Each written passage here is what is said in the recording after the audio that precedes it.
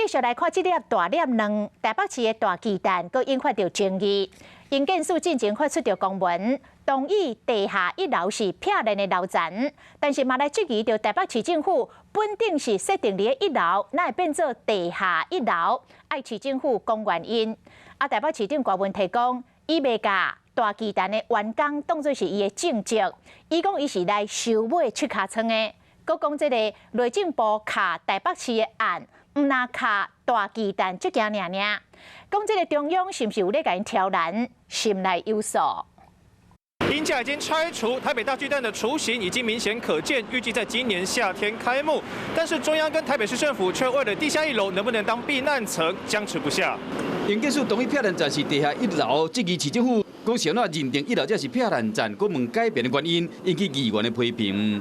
台北市府要将避难层认定在 B1 的话，那可以说是发夹弯呐，那也是自打脸。不要为远雄开后门或放水。要画完之前呢，他应该先把他过去的画的文字再检查一遍。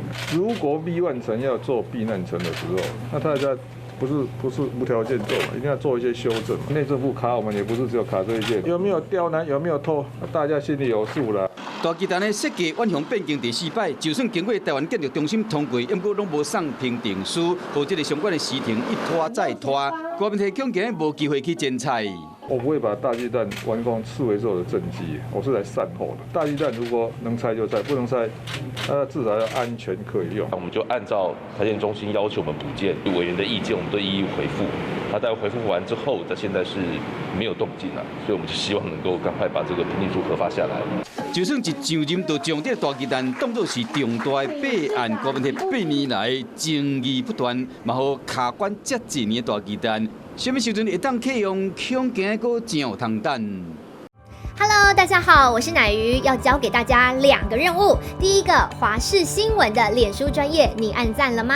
还有华视新闻的 YouTube 频道，赶紧订阅起来，还要记得按赞，开启小铃铛哦。